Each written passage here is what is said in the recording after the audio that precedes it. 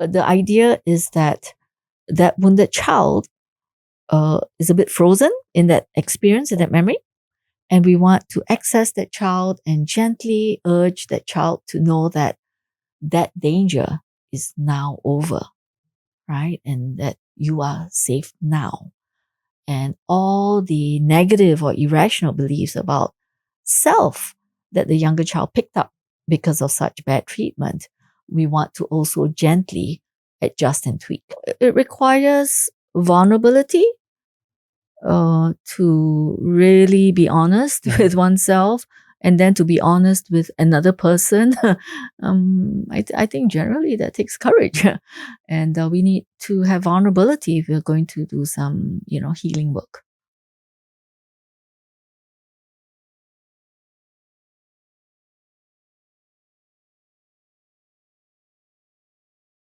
Linda Koh, thank you for joining us. It's an honor to have you today. You really helped me a lot. And I was thinking that because I spoke to my friends about you, and how you've been helping me.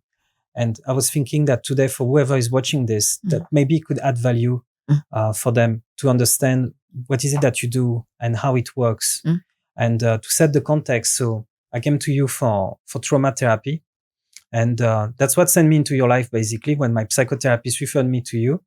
Now, it's there is one element, though, is how you came into my life. Like, how did you become a trauma therapist? What led you to do that? Okay. Well, thank you for, first of all, your appreciation. I mean, I believe that your healing was very much driven by yourself as well. And I just had the privilege of journeying with you during certain moments. So I just wanted to, mention that. And so I consider myself the accidental trauma therapist. I think after 10 years of being in the field, doing more what we call top-down kind of processing approaches. So that's using more cognition and behavioral. And of course, that has its place for sure. But I think I was starting to realize that for certain clients, it really felt maybe 2 steps forward, 3 steps back, and then a little bit stuck.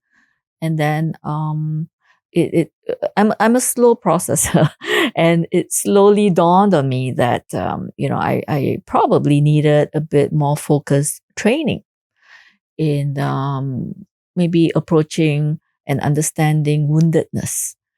And so that was how and then, the stars aligned, and I was introduced to EMDR therapy. It stands for eye movement desensitization and reprocessing therapy. And that was, I think, 16, 17 years ago, and no turning back for me. So I fell into it while being aware that there was a need for more training, more skills in terms of helping people who have come for therapy. So I'm not sure if that was enough of a... No, don't worry. Yeah. You can't go wrong. When you talk about woundedness, when you talk about healing, so because we are talking about trauma now, and trauma can be used, in a lot of different, situations, aspects, etc. How do you define trauma? What's the definition for you? Okay. I was just just Googling the description earlier, and it says that and this one I like very much as well. It's what I've learned in my training, that essentially the Greek root of the word trauma is injury or wound. And so how do we define trauma? The dictionary says that it is when one experiences a very distressing, a disturbing, stressful event. And usually the individual finds it overwhelming and feeling out of control. So there are these sort of key pointers about a life event that has these qualities that sort of, brings about an injury. Maybe not a physical wound, but most certainly a psychological, emotional wound to the soul and to the spirit. Yeah. And I'm just wondering, what happens exactly in the brain, when the traumatic event happens? Mm. Like, is there like, because it feels so strange, as in, it feels like the brain literally carves the memory with a lot of different details, but then it will also hide the whole thing at some point. So what's going on, Yeah. Okay. Well, there's a part in our human brain which also exists in the brains of animals, and it is an almond-shaped part in the brain that's called the amygdala. The amygdala is kind of like the lighthouse, always looking out for any possible danger, and its function is to alert the whole system if it just senses or picks up any sense of threat. And so when the amygdala fires up, when the amygdala sort of senses through its sensory system of, we have the five senses, and we can absorb information from the environment through all these five senses. And when the amygdala determines that, that's threatening to us, it just very quickly, in nanoseconds, if there's such a thing, tells our emotional brain we're being threatened, we're in danger. And as a protective mechanism, the brain will just sort of emit energies. And if we were to put a cognitive label to these energies, we might say that a certain energy feels like fear or anxiety. And so from a protective point of view, what do we do when we feel afraid and anxious? We run. And so this is part of what we call the flight or fight or freeze response when somebody feels threatened. And so another energy might be labeled anger or rage. And what's the purpose of that? It is to try to give us strength to fight off the perpetrator. And if running doesn't work, doesn't get us to safety, if fighting doesn't work, doesn't get us to safety, and then we go into freeze, and that's akin to shutdown and depression. And then we collapse. And in an animal, this would be akin to the animal plays dead. And the purpose for this in the animal kingdom is that maybe the lion won't want to eat a dead deer, and then the deer will survive. Or if the lion does decide to kill the collapsed deer, then when you're shut down, you're numb, you're frozen, you don't feel a thing, you don't feel the pain of the kill, and then you're gone, right? This is in the animal kingdom. And so in the brains of humans, similarly, we also experience all these energies and sensations emitted first in the brain, and then it floods our body. And so this is what's happening when an individual perceives that something's going on in the environment that is threatening. And so in the body, in the brain and the body, all these, phenomenon is happening. And the individual just needs to get to safety, to feel like I'm safe and I can be in control.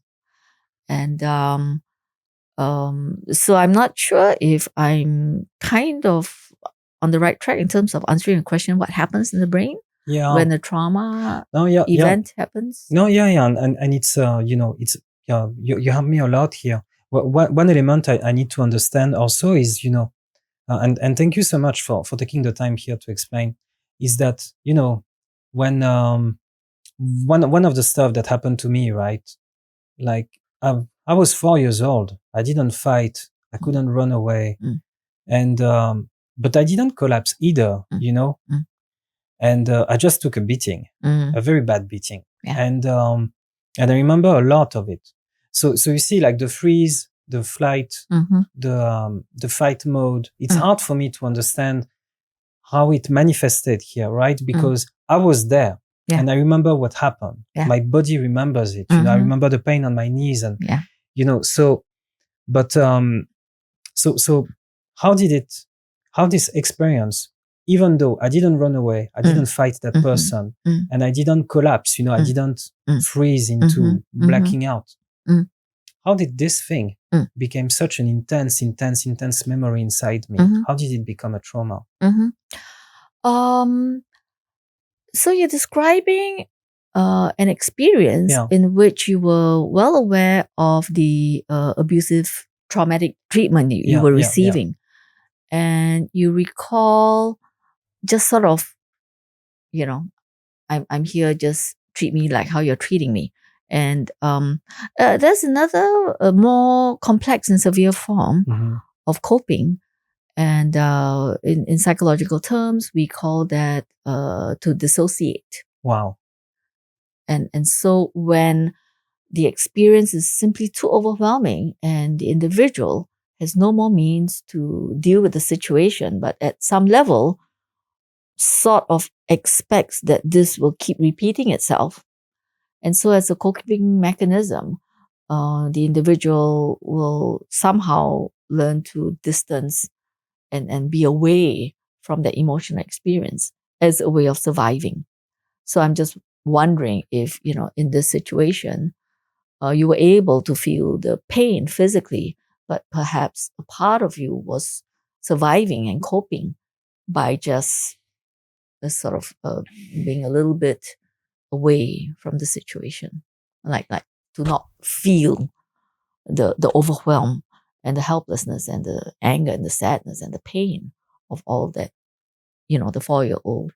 I remember when we were addressing that, and doing the EMDR session on this. Like I remember it was some sort of sensation, basically, that feeling, that idea that my body was just like, like a speed bag, like something that boxers use to punch, a punch bag. Yeah. And that was that's the only illustration, that's the only way I can qualify this feeling, this sensation that my body can be used by someone else for, just letting it out. And and when we did this exercise, because basically eye movement, like you were asking me to follow your finger from left to right. So how did this exercise helped into processing this, what happened, into a memory? Because I remember before we did it, like the memory came back, right? And you had asked me to write down some bullet points about what happened, how old was I, what I felt, And I remember before meeting up with you, I was with my mom on the phone and I was stuttering. It was hard for me to talk, Like I was literally stuttering, Before you and I, we process a trauma. Usually I go into those moments where I start stuttering in front of people. It's really, really strange, man. And so I was on the phone with my mom. I spoke about that and I started stuttering. I couldn't even finish my sentences. And then we had that session where you and I addressed it. And then it became a memory. And now I can talk about it without stuttering. So when you do the eye movement, etc., so what happens inside me? Okay. So the one of the taglines in EMDR is that the past is present. And what we mean by that is that when a traumatic experience in the past has happened, but that young child was not able to sufficiently or adequately reprocess that experience, that memory gets frozen in time in the emotional brain. We call that it's maladaptively stored, still in the emotional brain, and it hasn't been processed and shifted to the growing adult brain that's in the prefrontal cortex area. And so, and so when you find yourself sort of accessing a past unprocessed memory, and you might be feeling triggered, right? And maybe that's why the stuttering was starting to come about, because then the past young child sort of is being called out and activated. And so it's showing up in the present. And so the past is present. Wow. Yeah. And that's why we want to gently be able to connect with that wounded child and utilizing the principle of bilateral stimulation. And bilateral stimulation really is just facilitating the two hemispheres of the brain. The brain has a right and a left hemisphere to kind of start firing together, because that's just part of how we're created. We do things bilaterally in life. We walk, we run, we play instruments, we do sports and all that, right? So it's really just built into how we're built. And so in EMDR, believing and trusting in that natural, organic, human processing, adaptive processing system, we want to, when we connect with the wounded child, gently facilitate sets of bilateral stimulation. Mhm. And it can be either, encouraging left and right eye movements, or even tactile, tapping left and right. Because the idea is that wounded child is a bit frozen in that experience, in that memory. And we want to access that child and gently urge that child to know that danger is now over, right? And that you are safe now. And all the negative or irrational beliefs about self that the younger child picked up because of such bad treatment, we want to also gently adjust and tweak. So if your 4-year-old, because of these repeated bad treatment, had formed a belief, I am, I'm a trash bin for people, right? It's understandable why that child would believe that. And if no adult corrected it, then that's what the child's going to grow up believing. And so we want to connect with emotions that are still stuck in, the limbic region, and encourage natural processing and release. And we also want to try to catch the irrational beliefs about self that were formed. And then, also have this be naturally, adaptively tweaked and adjusted.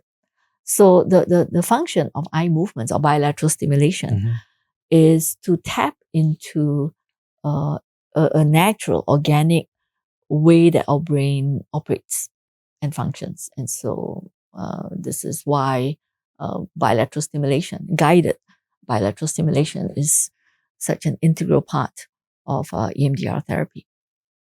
Thank you. One thing that really hit me in these sessions was the amount and variety that would come out between each round. Like we would go for like rounds of 30 seconds, correct? Yeah. Left to right. Yeah. And then you ask me what I'm feeling. Yeah. And I could start with discomfort, Yeah. then go into anger, then go into rage.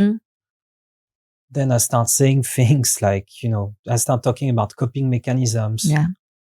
And then I start crying, or then I move into fear. And then eventually I move into a place of peace, sometimes not in the same hour. Sometimes it takes 2 hours, two sessions to move there. And like what's going on when I'm doing all this, because it's like an exorcism, but as in, like, there is so much that gets unpacked in these moments, one after another, one round at a time. What's going on? Is it my soul? Is it my brain? What is it? Well, the brain is a very associating organism. And the brain, we believe, is also wired to be able to do at least two things without instruction. And these two things are to grow and to heal. And so when we alert the brain to the information that, hey, there's a part of you that hasn't quite processed this wound, and then the brain will be, oh, we got to grow from this experience. Oh, we got to heal from this experience. And so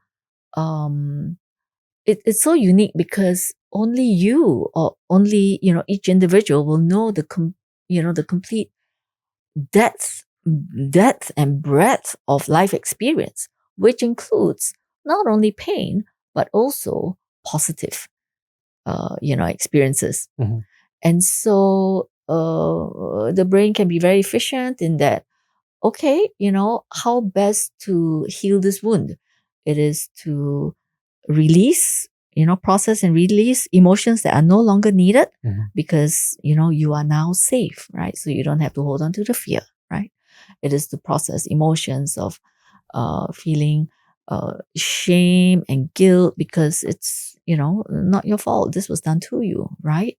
And and then it's kind of like if you were to go for EMDR training, the instructor, my trainer would say, every set of eye movement is like you're going down a journey on a train, and with each stop, the negative is released, positive from your prefrontal cortex gets loaded on. Mm-hmm. And then the next set of eye movements, negative is released and more positive from your life experiences is loaded. And so this is, what we believe and try to facilitate the individual's brain to just organically be able to do. Wow. Yeah. Yeah, because I recall I had this. I mean, because then sometimes you would ask me the question, "What do you want to tell that 4-year-old?" Yeah. And so that's part of the EMDR training, like to ask the client this. Or? Yeah, it's part of. I would say perhaps more training that's a little beyond basic EMDR training, because of the protective mechanisms. Sometimes there can be the creation of what we call emotional parts, younger parts that are still sort of holding on to the trauma, and therefore their defense mechanisms are still very strong. Yeah. And we want to get to know and befriend all these parts, because everybody was just doing their best to survive. And we just want to let them know gently that you're not alone now, and we see you, we feel with you, we want to help you, and we want to nurture you, and we want to help you to grow.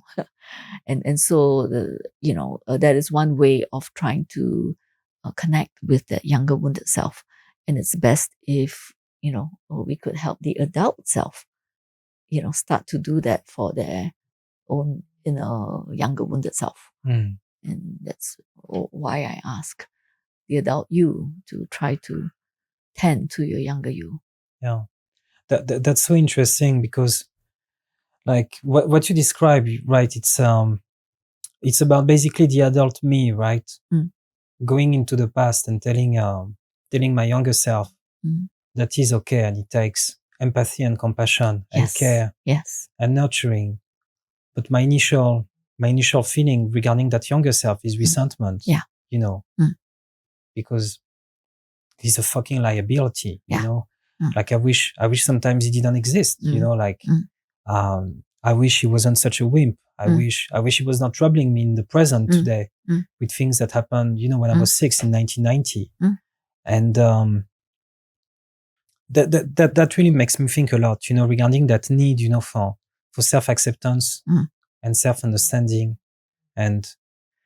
But it's really hard, right? Like one session is not like, do you so how long does it take? Like earlier we were having lunch with Chantal over there, and she was asking, like, is it a lifelong thing? Like, because it's not like I can take a couple of pills, right? And then that's it. Right. The trauma is gone. That's right. So, because I don't want to create despair here, but how long does it take? Is it ever resolved? Do people recover from it? Do people heal from it? People do. The question is to what degree, and is that what they are comfortable with? And so, because it's really important. Well, for me, for therapists, and for me, I always try to stay very current in terms of what do you need from therapy, right, in this moment, in this season, and to try to remain sensitive to that.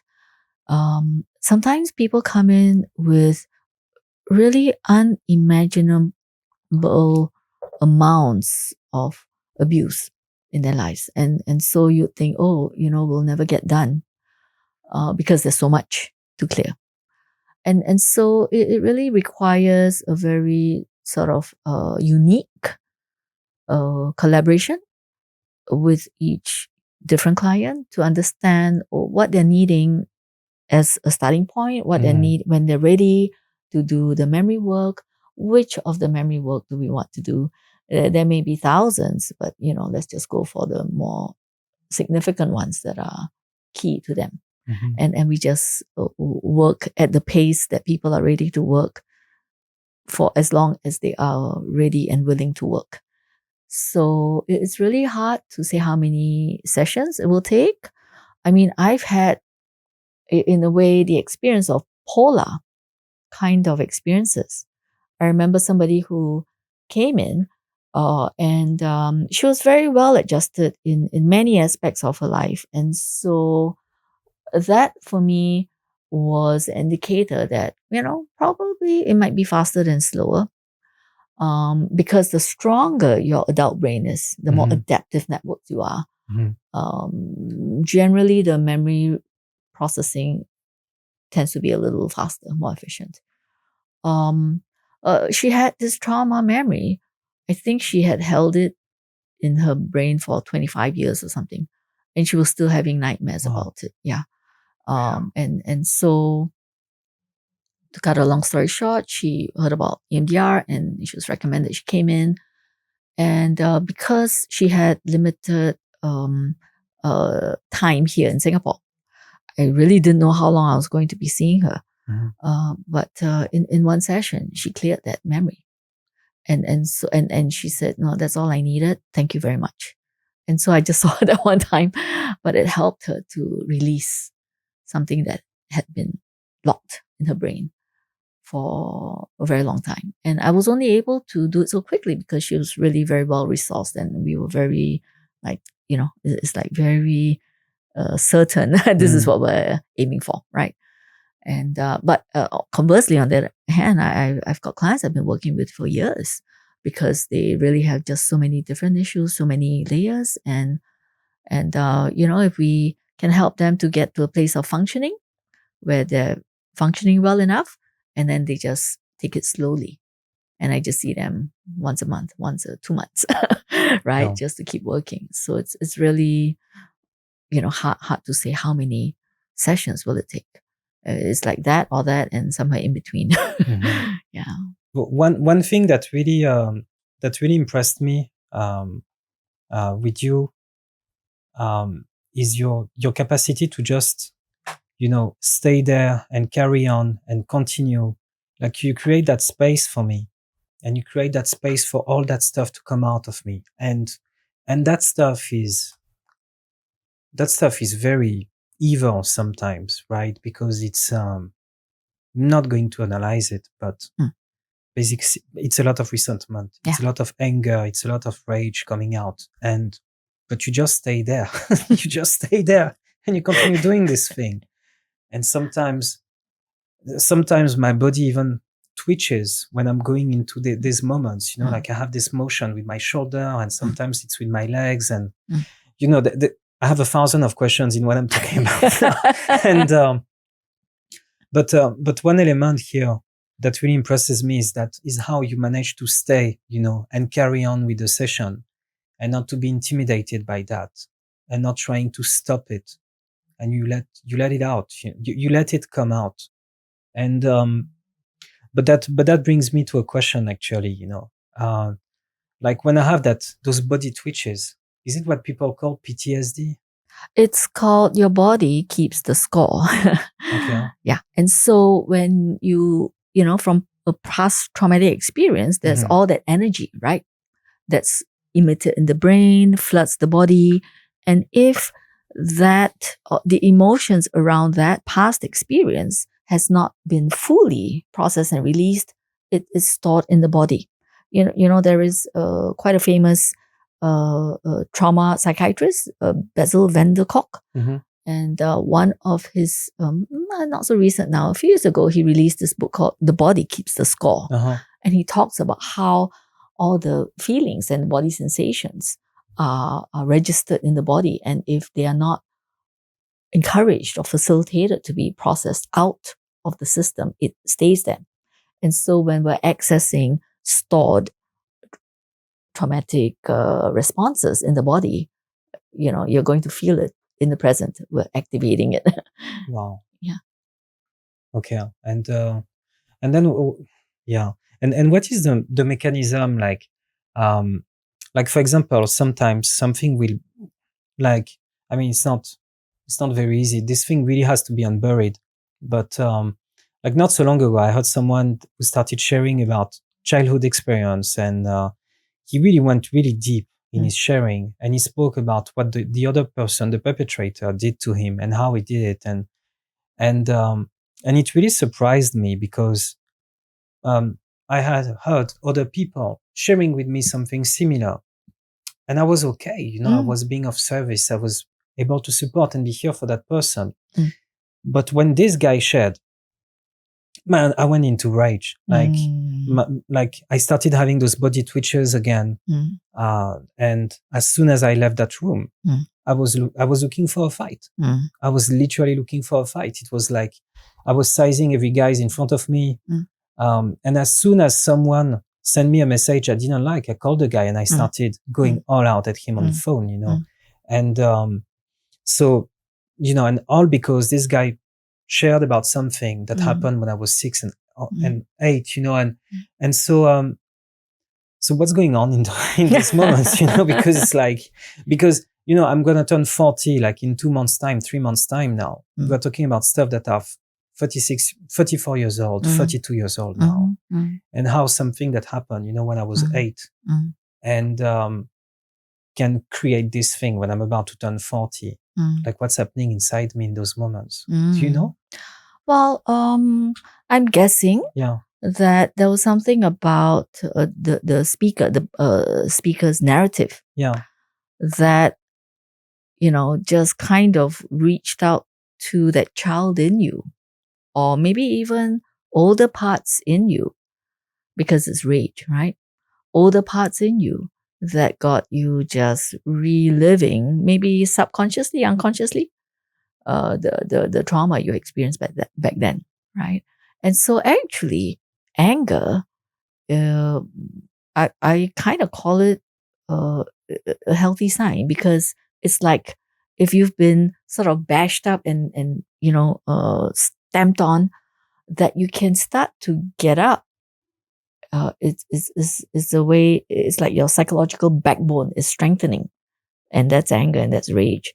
And from my perspective, I think it's healthy to feel that anger, because that's what's necessary, right? And that's what was released in the brain, but it had no avenue to be let out, and so now it's being let out. and so conceptually, I would say that probably that you had so many. You can't even record how many instances of abuse you received as a child. And so collectively, I think there's a lot of anger and rage generated from each and every one of those experiences that probably, needs more time to access and to let go of and release. Wow. There is a part of me that finds this very, very unfair. Yes. And yes. very and very out of sync. Like I have so much anger and rage, right? But I never felt in my life. And and I wish I could have felt that anger and rage when someone was pushing me around in recess when I was 12. You know what I mean? Yeah. But instead, it was the opposite. I was scared, and so it really looks like a mountain of things. It's to address, and so. But okay, before we go into the mountain, let's stick with the entrance. Okay. for someone who's scared, for someone who's scared of meeting up with you, for someone who's scared of starting this thing, because I've been talking about you to friends of mine, and like the exercise that we do, and someone was saying that she's not ready. She was saying, I'm not sure I can face this now. And how do you, what do you make of it? When someone tells you they're not ready, is it a sign that actually they are and it's time to start? Or is it?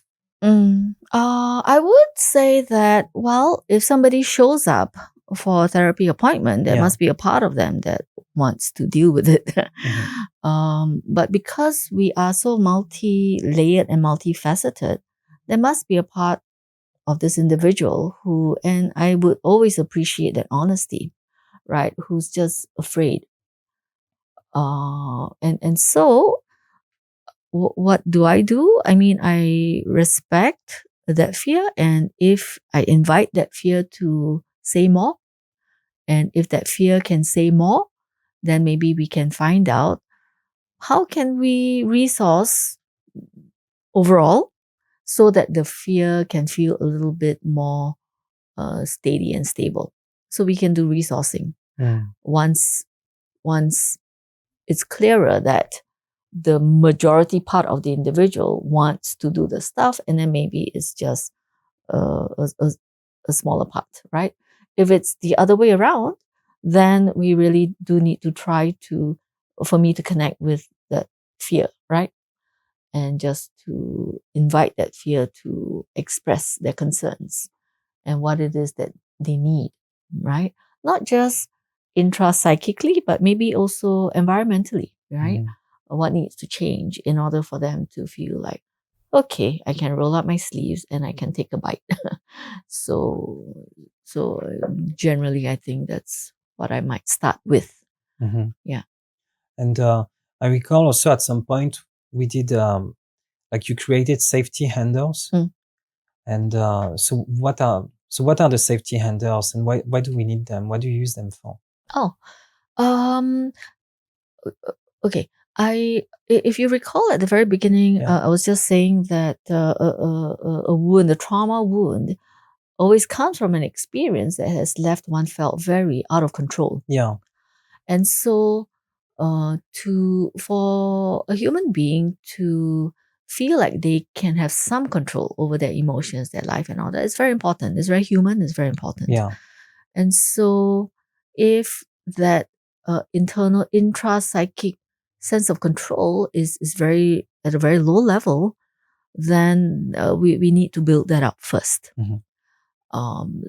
Because then it will come in helpful to help them approach the idea of we're going to enter scary emotional territory now. Because then I have a few more tools to be able to keep within what we call the window of tolerance, right? Where there's emotions and you're experiencing it, but it doesn't go above the window of tolerance when it's, hyper arousal and the adult is lost forever, like no longer in the room, right? So that one is not a helpful space to be in. And so if the individual can feel like they can have some tools to down-regulate if necessary a little bit, then that's overall, number one, a healthy life skill.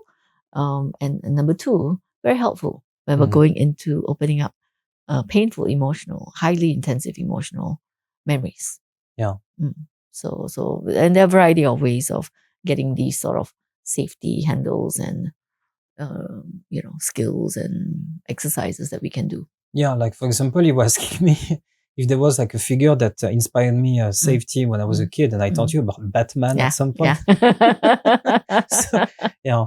And so what are those things that you use? Like there is also grounding exercise. Breathing, grounding, tactile, just throwing balls to each other just to sort of down-regulate as necessary. Yeah. And earlier I used the word PTSD, and I don't know if it was the right use. Like, what is PTSD for you? Post-traumatic stress disorder is a cluster of behaviors. And if you referenced the diagnostic statistical whatever DSM, right? Yeah. Or some other forms of categorization, you would see that behaviors happen according to various kinds of clusters, either hyper arousal or hypervigilance or intrusive thoughts and memories. Wow. And so there's categories of behaviors. And if the individual is experiencing tick, tick, tick, and then frequency, tick, tick, tick, so there are set criteria that must be met in order for the diagnostic label. You have PTSD, right? And in Singapore context, only psychiatrists can do this, or only clinical psychologists who have passed certain licensing exams can do this. Everybody else just knows the material, but we cannot diagnose. Yeah. But PTSD would mean that this individual is manifesting a series of clusters of behaviors and over a certain number of period of time and frequency. Yeah. So it's like, like hypervigilance is like anxious all the time, cannot relax. Hyper arousal is like easily agitated, right? Or intrusive thoughts and memories like flashbacks. So no, for me, man, it definitely like it definitely checks out, like for me, hypervigilance is it's when it's like my body's ready for the war, literally. It's like I'm walking in the jungle, and I'm very attentive, to the tiniest sound, like a branch that is going to crack. That means there is a tiger next door or something, Hyperarousal, that means that, I will pick up sounds. And and I can get very tensed by it. And and those flashbacks, it's, but it's really interesting. Over lunch, we were talking about it, how, sometimes, and because I'm in recovery, and so for me, some of those memories, they came back after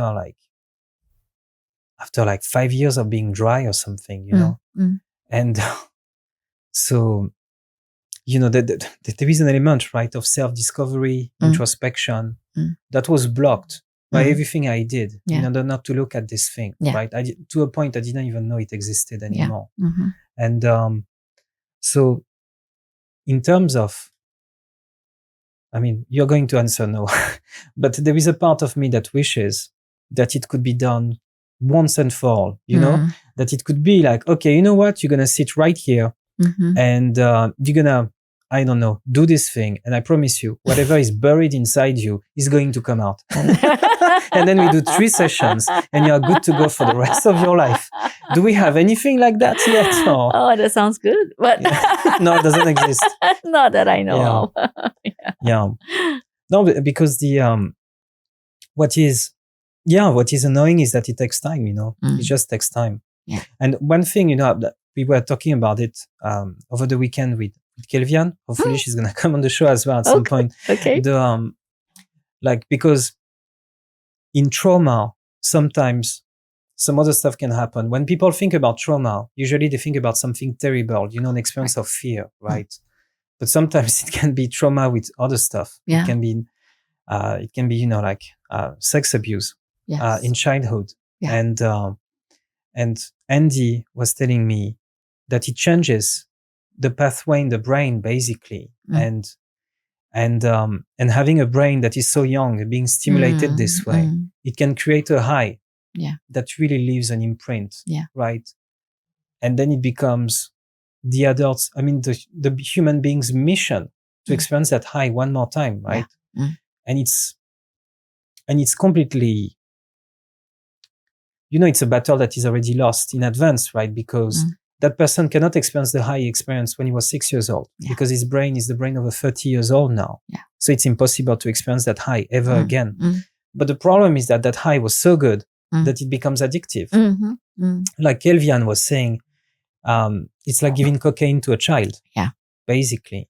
And there is so much guilt and shame that comes with that, right? Because there is this element of, feeling dirty, for having this thing inside. Yeah. And it's very existential, to a point of wishing this thing never happened, and wondering if, so is there for people who've been through that, right? And who are struggling with this, where is the hope for them? What can they do? I'm thinking the first priority is to introduce myself to that child and ask that child for permission to be let into his or her life for the purpose of healing from these very bad experiences. And then, of course, along the way, then to try to help the adult form of the individual to also then be connected to the younger child. There is a saying, and I think it's probably researched and quite true, that pain. Okay, no, how do I say it? Traumatic experiences and the wound that remains often happens in a relationship, and so when that wound is not taken care of, for healing to happen, it must also take place in the context of a relationship. And oftentimes, the therapist is that first nurturing different relationship for the wounded child. And again, the idea is to then also help the adult to be in that healing relationship for their wounded self. There needs to be a whole lot of processing and sort of undoing as best as possible the damage that's done when a child experiences sexual abuse. It's a lot of work. It's a lot of material, but so you can't rush the process. Yeah. And like, because some memories, right? I think it's in internal family system. They talk about the exiles that just hide stuff. Yeah. Because it's too much, apparently. But how do you help someone, let's say there's been a child sex abuse event and that person remembers how it started, but doesn't remember what happened in the middle and doesn't remember what happened at the end, how it ended. You can still work with that person, or you just have to wait until the rest of the memory comes back. Or can you push that memory out? How do you, Yeah. Well, I'm not sure if there's like a principle that must be met. I'm not sure. As in, will healing only come when the child is able to remember everything? I'm not sure that must be the case. Yeah. Or is healing able to take place even if the child cannot remember all the details, right? Do we really need to remember all the details? Yeah. So I'm a bit fuzzy there, right? Yeah. And right now, I'm just operating on a unique individual by individual experience. Yeah. So I find for some individuals, they may have no recollection at the beginning, but when we're into the memory work and starting to desensitize and reprocess, they find the memories come back and then they connect. And some of the memories, they seriously like exiled at like, just blocked out from consciousness at a young age. And now as an adult, they're like sort of shocked, but also at the same time starting to sort of accept, this happened. So I guess, for some people, the memories can come back. For others, I find that they can find their own way of forgiving and releasing without having to go and dig up all the specific details. And if that's their pathway and if that's what helps them to heal, then, I'm not going to insist. No, you have to go and find out, and have a narrative about it. Yeah. Yeah, and what surprises me is the timing of these memories, these flashbacks, and it's not only about child sex abuse; it can just be plain physical abuse. Yeah. Like I don't even know. Like I make it sound like the good old physical abuse, But compared to that, because there is an element of timing, right? Where specific events or situations will create that memory that flashback to happen. Yeah. While normally it wouldn't happen at all. Yeah. And it can be very distressing. And yes. Like, I remember some people that I met, one of the most harrowing experience for them, part of the experience for them was to doubt whether this thing really happened or not. Because they were like, I'm remembering this thing, but why do I remember it now when I'm 40 years old, And why did I forget about this thing for most of my life? Why nobody around me has heard of this thing? Because if it had happened, I would have definitely spoken about this because it's crazy. And they start into that loop, of questioning themselves and questioning the reality of the experience and questioning their own values and their own integrity, like because of the denial and because of this idea of, no, you just want people to feel sorry for you. So you're making something up now. This thing didn't happen. Otherwise, so how do you help people to, to find peace with that, to accept and to get stable with this? Because it can be very, very harrowing, very stressful. Yeah. Well, I mean, assuming they've come in for therapy to sort of resolve this uncertainty, I think my go-to or my default position is always to go with the body, to trust the body. Wow. Yeah. And so we work with the body if they're willing to work with the body, right? Just notice the body and let's just go with that. Yeah. But is it possible, because Andy mentioned fabricated memories, is it possible to make something up? Whether they made it up or not, I'm just going to trust that my client is feeling stuff in their body. And this is what's bringing them the distress and the disturbance. Huh. And so, I mean, the human mind is very creative, right? Whether they blocked it as a way of survival, whether they imagined stuff. I mean, to me, yes, I'll listen to all that first, but there's no point getting into a deep, discussion or debate about that, because who's going to know what's true? And so my default is always to, when clients are ready, let's go to the body and let's work with the body and just try to release, just focusing on the body. Yeah. So earlier you said it takes courage, and that's the thing, because for some people, like for example, I was on the phone with my mom over the weekend, and she was saying that I was asking how, why don't you do trauma therapy, of what she experienced at childbirth when I was born, and she was, she said she never considered it, and that where she comes from, we just, we just bear. Yeah.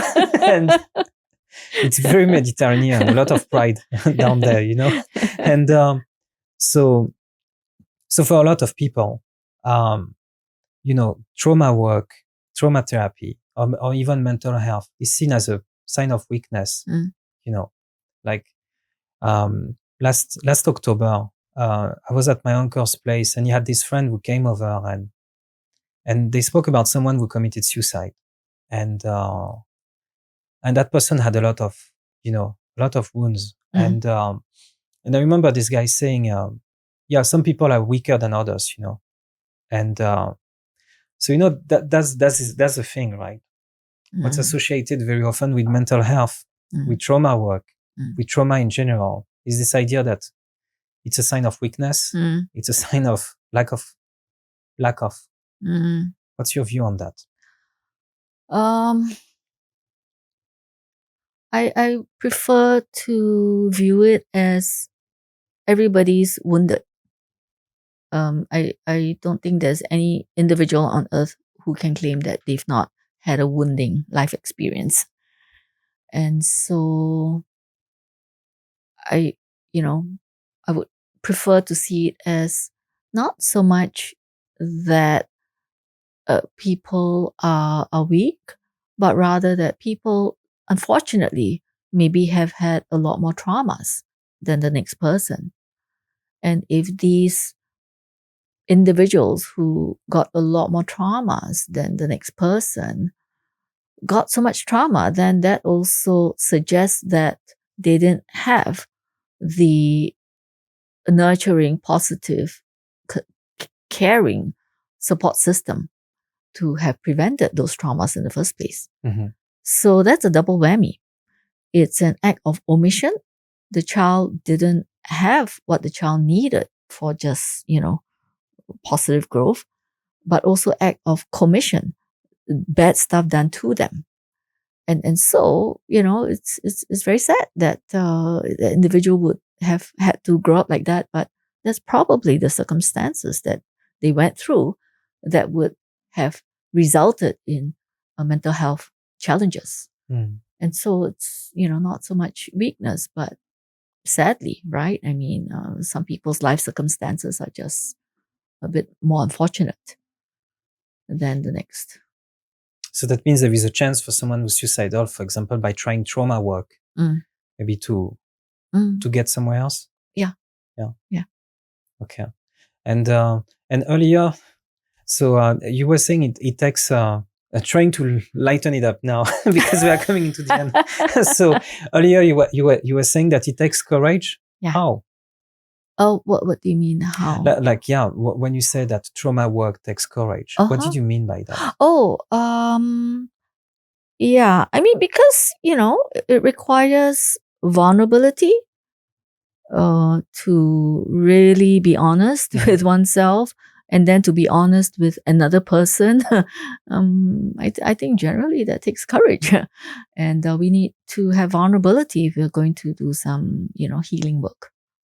Right? Yeah. So. But thanks a lot, Linda. Thank you so much. How can people find you if they ever happen to be in Singapore? Where should they go? I suppose they could go look up the Safe Harbor. Okay. Yeah. I don't know. There's probably a website somewhere. Yeah, there is a website. I'll put it in the description. And also because I'm studying to become a psychotherapist, yes. right? And for me, you're a Jedi master when it comes to trauma work.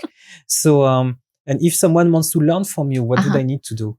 Oh, as a student, mental health practitioner. Oh, right. Well, the trauma therapy that I use is very specific. It's called EMDR therapy. It stands for eye movement desensitization and reprocessing therapy. The best way is to access EMDR Singapore website, and then there'll be information about training.